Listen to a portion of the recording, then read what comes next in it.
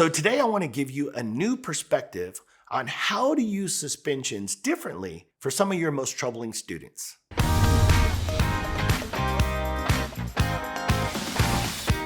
All right, if you clicked on this video, I'm sure you're a campus administrator who's using suspensions much like I did to discipline students. So let me set the record straight up front. I am pro consequences and I am all about suspending kids. Trust me, I led the district with 1,149 types of suspension. I'm a former cyborg of suspensions. But with that being said, let me tell you what I learned.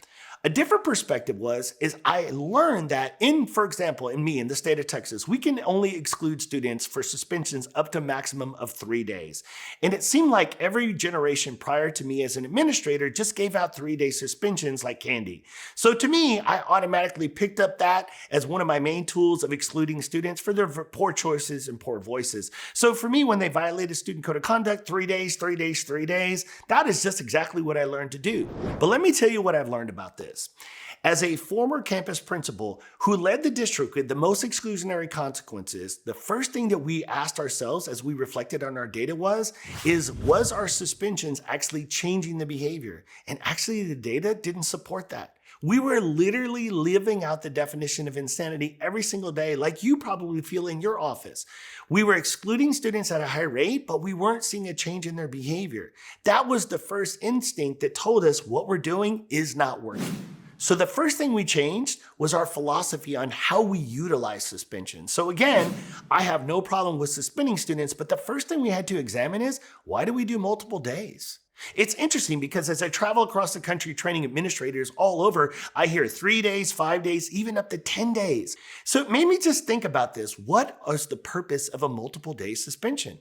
Particularly when you bring in the background and you start to understand the school to prison pipeline. Wait a minute. I'm setting students up to be in the real world, excluded from school, and some students are 3 to 9 times more likely to be involved with the juvenile justice system while not being in school. I started to reflect on all of this information, and the first philosophy change that we made is that we abandoned multiple day suspensions unless you were a safety concern or it was a mandatory placement. That shift, I call it our ace cards. We like playing cards. We throw our ace card down. And the first thing we'd love to do is for our kids, when they make poor choices, is to exclude them, which is fine. But if you're playing your ace card all the time, what other cards do you have? Hey, before we continue, if you are liking this content, I'm going to encourage you to hit like and subscribe. So what's the alternative? What I'm proposing here is just to really consider how you're using multiple day suspensions. I mean, again, excluding students, I'm not against, but I'm looking at the rate and the frequency. And to me, what I'm encouraging you as an administrator to consider is what is the multiple day suspension for?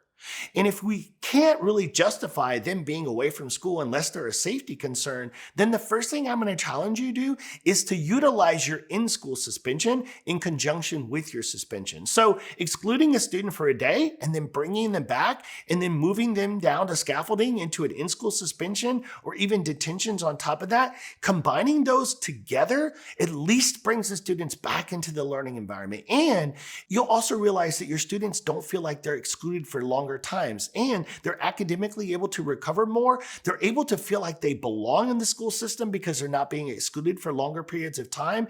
And I think you'll start to see a transformation in the way students understand accountability and consequences as a change factor and for those troubled students. So if you're a campus administrator and you're trying to reduce behavior and discipline problems, you're trying to increase student engagement, increase teacher retention, and create an overall safer environment for all of your students to feel safe to learn, I'm going to encourage you to go to our website at ddiscipline.com.